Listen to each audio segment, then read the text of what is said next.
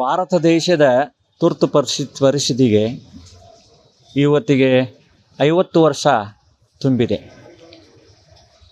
ಈ ತುರ್ತು ಪರಿಸ್ಥಿತಿ ಬರೀ ಭಾರತಕ್ಕಷ್ಟೇ ಅಲ್ಲ, ಜಗತ್ತಿನ ಇತಿಹಾಸದಲ್ಲೇ ಯಾವೊಂದು ರಾಷ್ಟ್ರದಲ್ಲಿ ಕೂಡ ಇಷ್ಟು ಘೋರವಾದಂಥ ತುರ್ತು ಪರಿಸ್ಥಿತಿ ಅಥವಾ ಕರಾಳ ಛತ್ರಿಯನ್ನು ಇತಿಹಾಸ ಕಂಡಿಲ್ಲ. ಇದು ಅತ್ಯಂತ ನೋವಿನ ಸಂಗತಿ. ನಾವು ಆಲೋಚನೆ ಮಾಡಬೇಕಾದಷ್ಟೇ,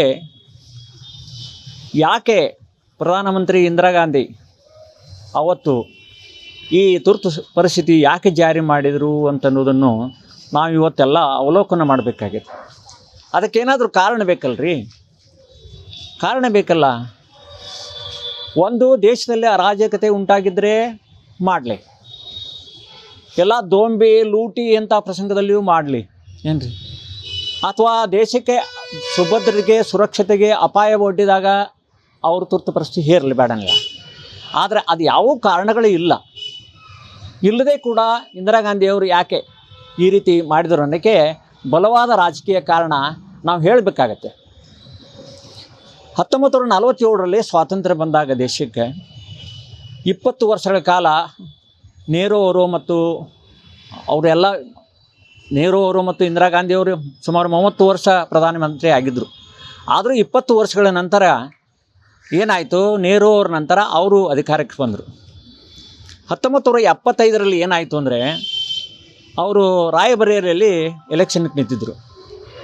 ರಾಜನಾರಾಯಣರು ಅವರ ಪ್ರತಿಸ್ಪರ್ಧಿ ಜನತಾ ಪಕ್ಷದ ಅಭ್ಯರ್ಥಿಯಾಗಿ ನಿಂತ್ಕೊಂಡಿದ್ದರು. ಆವಾಗ ಆ ಸಂದರ್ಭದಲ್ಲಿ ಇಂದಿರಾ ಗಾಂಧಿಯವರು ಗೆದ್ದರು. ಆದರೆ ಅದರಲ್ಲಿ ಮೋಸ ಆಗಿತ್ತು ಅಂತ ರಾಜನಾರಾಯಣರು ಒಂದು ಕೋರ್ಟ್ಗೆ ತಮ್ಮ ಅಪೀಲನ್ನು ಸಲ್ಲಿಸಿದರು. ಆ ಒಂದು ಕೋರ್ಟ್ ತೀರ್ಪು ಏನಾಯಿತು ಅಂದರೆ, ಇಂದಿರಾ ಗಾಂಧಿಯವರ ಪಾರ್ಲಿಮೆಂಟ್ ಸದಸ್ಯತ್ವ ಸ್ಥಾನಕ್ಕೆ ಕುಂದು ಬಂದು ಅವರನ್ನು ಸದಸ್ಯತ್ವದಿಂದ ವಜಾ ಮಾಡಬೇಕು ಅಂತ ಕೋರ್ಟ್ ತೀರ್ಪು ಕೊಟ್ಟು, ಈ ಅಪಾಯದಿಂದ ತಪ್ಪಿಸಿಕೊಳ್ಳಲು ಏನು ಮಾಡಿದರು, ಅವರು ತಮ್ಮ ಅಧಿಕಾರವನ್ನು ದುರುಪಯೋಗ ಮಾಡಿಕೊಂಡ್ರು. ಅಂದರೆ ತುರ್ತು ಪರಿಸ್ಥಿತಿ ಹೇರಿರು. ಮತ್ತು ಅವರು ಸ್ಟೇ ತೊಗೊಂಬಂದು ಅಧಿಕಾರಕ್ಕಾಗಿ ಏನೆಲ್ಲ ಮಾಡಿದ್ರು, ಅಧಿಕಾರ ಇತ್ತು.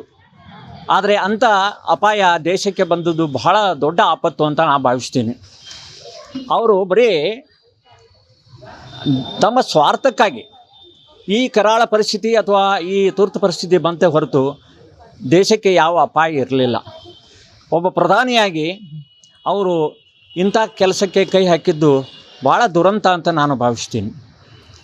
ಈಗ ಇಂದಿರಾ ಗಾಂಧಿಯವರು ಯಾವ ಕಾರಣಕ್ಕಾಗಿ ಮಾಡಿದರು, ದೇಶ ಎಂಥ ಅಪಾಯ ಅಂತಂದರೆ, ಎಲ್ಲ ರಾಜಕೀಯ ನಾಯಕರನ್ನು ಬಹುಶಃ ಜಗತ್ತಿನ ಇತಿಹಾಸದಲ್ಲೇ ಇಂಥ ಒಂದು ತುರ್ತು ಪರಿಸ್ಥಿತಿ ಇರಲಿಲ್ಲ. ಯಾಕೆಂದರೆ ದೇಶದ ಎಲ್ಲ ಜೈಲುಗಳು ತುಂಬಿಟ್ಟಿದ್ದು, ರಾಜಕಾರಣಿಗಳನ್ನು, ನಾಯಕರನ್ನು ಎಲ್ಲರನ್ನೂ ಒಳಗೆ ಹಾಕಿದ್ರು. ಅವರು ಮಾಧ್ಯಮದವರಿಗೆ ಕೂಡ ಸೆನ್ಸಾರ್ ಮಾಡಿದ್ರು.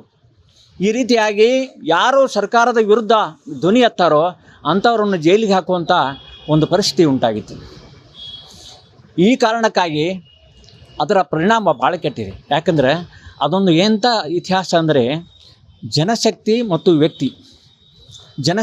ವ್ಯಕ್ತಿ ಮತ್ತು ರಾಜಕೀಯ ಶಕ್ತಿ ಇವುಗಳ ನಡುವಿನ ದೊಡ್ಡ ಸಂಘರ್ಷ ಅಂತ ನಾವು ತಿಳ್ಕೋಬೇಕು. ಆವಾಗ ಏನಾಯಿತು, ಜನಶಕ್ತಿ ಗೆದ್ದು ಗುಜರಾತಲ್ಲಿ ಎಲೆಕ್ಷನ್ ನಡೆದಿತ್ತು. ಅದೇ ಸಂದರ್ಭದಾಗ ಮೊರಾರ್ಜಿ ದೇಸಾಯಿ ಅವರು ಮುಖ್ಯಮಂತ್ರಿ ಆಗಿಬಿಟ್ರು.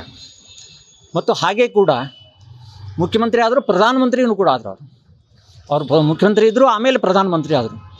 ಅಂದರೆ ಜನಶಕ್ತಿ ಏನಿದೆ, ಇಡೀ ದೇಶದ ರಾಜಕೀಯ ಪಲ್ಲಟ ಮಾಡುವಂಥ ಶಕ್ತಿ ಜನಶಕ್ತಿ ಇದೆ ಹೊರತು ಒಬ್ಬ ವ್ಯಕ್ತಿಯಲ್ಲಿ ಇಲ್ಲ, ಒಂದು ಸಂಘಟನೆಯಲ್ಲಿ ಇಲ್ಲ.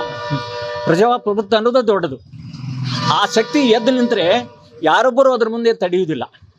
ಅದಕ್ಕಾಗಿ ಅದೊಂದು ಉದಾಹರಣೆಯಾಗಿ ಸರ್ಕಾರ ಬದಲಾಯಿತು, ಪಕ್ಷ ಅದನ್ನು ಅವರು ಒಪ್ಕೊಳ್ಬೇಕು. ಅವರು ಭಾವನಾತ್ಮಕವಾಗಿ ಒಪ್ಕೊಳ್ಳೋದಿಲ್ಲ, ಇಂಥ ಒಂದು ಅಪರಾಧ ಚರಿತ್ರೆಯಲ್ಲಿ ನಡೆದು ಹೋಗ್ಲಾ ಅಂತ. ಆದರೂ ಕೂಡ ನಮ್ಮ ದೇಶದ ಜನರು ಭಾಳ ಸಫರಾದರು. 21 ತಿಂಗಳ ಜೈಲಿನಂದರೆ ಆಲೋಚನೆ ಮಾಡಿರಿ, ಎಂಥ ವಯೋವೃದ್ಧರಿದ್ದರು, ಹೋರಾಟಗಾರರಿದ್ದರು. ಅವರೆಷ್ಟು ಮರಗಿರಬೇಕು, ಎಷ್ಟು ತೊಂದರೆ ಮಾಡಿಕೊಂಡಿರಬೇಕು. ನೀವು ಒಂದು ಸ್ವತಂತ್ರವಾದ ರಾಜ್ಯದಲ್ಲಿ, ಪ್ರಜಾಸತ್ತಾತ್ಮಕ ರಾಷ್ಟ್ರದಲ್ಲಿ ಇಂಥ ಗತಿ ಆಯ್ತಲ್ಲ, ಯಾವ ಸರ್ವಾಧಿಕಾರಿ ದೇಶದಲ್ಲಿಯೂ ಕೂಡ ಇಂಥ ಕರಾಳ ಸ್ಥಿತಿ ಬಂದಿರಲಿಲ್ಲ ಅಂತ ನನ್ನ ಭಾವನೆ. ಇದು ಮತ್ತೊಮ್ಮೆ ಮರುಕಳಿಸೋದಿಲ್ಲ, ಅದು ಸಾಧ್ಯವೂ ಇಲ್ಲ. ನ ಭೂತೋ ನ ಭವಿಷ್ಯತೆ. ಇಂಥ ಸ್ಥಿತಿ ಯಾವ ದೇಶಕ್ಕೂ ಬರುವುದಿಲ್ಲ. ಯಾಕಂದರೆ ಅಷ್ಟು ಜನ ಜಾಗೃತಿಯಾಗಿದ್ದಾರೆ. ಆ ಕಾರಣಕ್ಕಾಗಿ ಪ್ರಜಾಪ್ರಭುತ್ವಕ್ಕೆ ಯಾವಾಗಲೂ ಜಯ ಆಗುತ್ತೆ. ಆ ಜನಶಕ್ತಿಯ ಮುಂದೆ ಯಾವ ಶಕ್ತಿಯೂ ಇಲ್ಲ ಅಂತ ಈ ಸಂದರ್ಭದಲ್ಲಿ ನಾನು ಹೇಳಬಯಸ್ತೀನಿ. ತುರ್ತು ಪರಿಸ್ಥಿತಿ ಒಂದು ಕರಾಳ ಚರಿತ್ರೆಯಾಗಿ ದೇಶದ ಇತಿಹಾಸದಲ್ಲೆಲ್ಲ ಪ್ರಪಂಚದ ಇತಿಹಾಸದಲ್ಲಿ ಅದು ಶಾಶ್ವತವಾಗಿ ಉಳಿದಿದೆ. ಅದು ಯಾವಾಗಲೂ ನಮಗೆ ಜಾಗೃತಿಯನ್ನು ಉಂಟು ಮಾಡ್ತದೆ. ನಾವು ಯಾವಾಗಲೂ ಜಾಗೃತರಾಗಿರಬೇಕು. ನಮ್ಮ ದೇಶದ ಸುರಕ್ಷತೆಗೆ ನಾವು ಯಾವತ್ತೂ ಸಿದ್ಧರಾಗಿರಬೇಕಾದಂಥ ಸಂದರ್ಭ ನಮಗೆ ಇದೆ. ನಾವು ಆ ರೀತಿ ಮಾಡೋಣ.